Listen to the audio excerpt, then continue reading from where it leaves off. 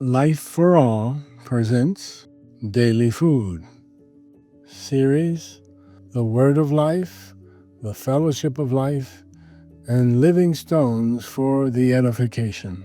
The Epistles of John and Peter. Book 7.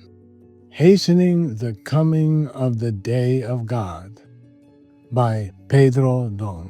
Week 2. God's Judgment on False Teachers. Thursday. The Dangers of an Insensitive Conscience. Read with prayer.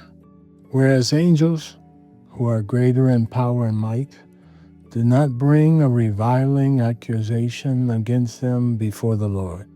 2 Peter chapter 2, verse 11. Angels were created more powerful and capable than men, as recorded in Hebrews. You have made him a little lower than the angels.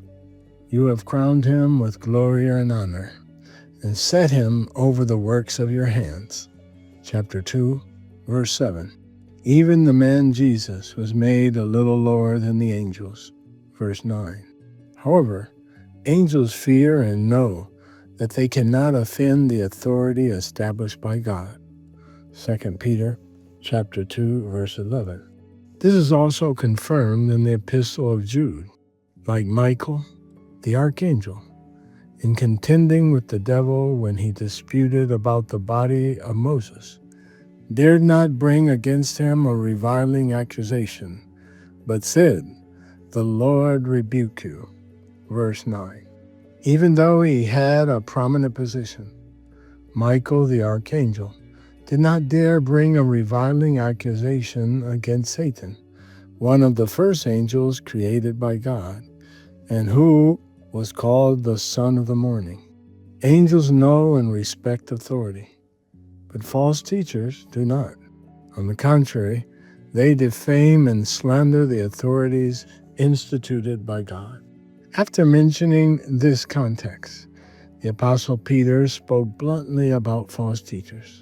But these, like natural brute beasts, made to be caught and destroyed, speak evil of the things they do not understand, and will utterly perish in their own corruption, and will receive the wages of unrighteousness as those who count it pleasure to carouse in the daytime.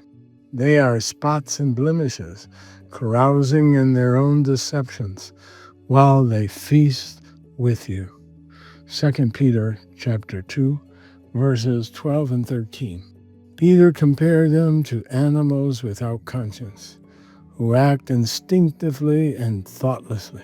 Unlike animals, man has a conscience.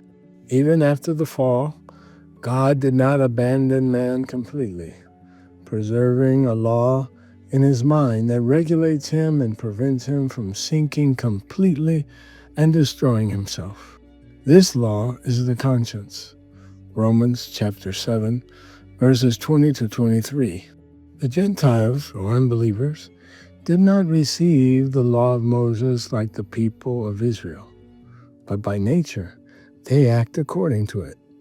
Romans chapter 2, verse 14. Therefore, every man has something latent within him that leads him to act in accordance to the law, who show the work of the law written in their hearts, their conscience also bearing witness, and between themselves their thoughts accusing or else excusing them. Romans chapter 2, verse 15. Although they do not have an external law, the Gentiles have an internal law written in their hearts, in their conscience. Man is aware that there is a law within him, which is in accordance with the law of God. Still, his nature is normally to gratify the lust of the flesh, following another law, which is in his members, the law of sin and death. Romans chapter 8, verse 2. Every man's thoughts tend to follow the law that is in his members, but the conscience is bound to the law of God. This is why the thoughts and the conscience fight against each other. The voice of the conscience of the false teachers warned them that they were opposing the authority of God. But it was seared because of their lusts and ambitions. 1 Timothy chapter 4, verse 2. What does it mean to have a seared conscience? When a part of the body is burned or seared, it loses its sensibility. The conscience is the same way. Since it is often ignored and despised, it becomes seared. So one loses his sensitivity and begins to act freely according to his carnal lusts. Peter says that such people who follow the fallen nature are prey to destruction. They think they can freely tell lies and slander people and authorities, but in fact, they are a prey to destruction.